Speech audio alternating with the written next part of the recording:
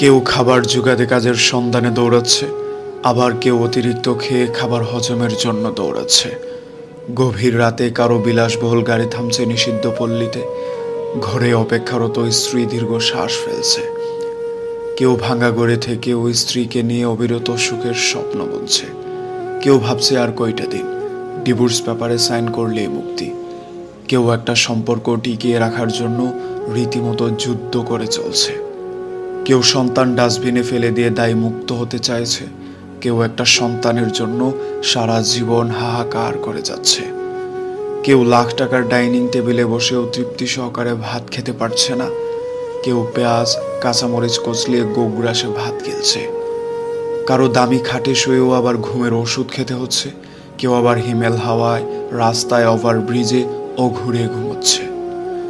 কারো পড়ার টেবিলে নতুন বইয়ের সমারোহ কিন্তু পড়তে ইচ্ছে করছে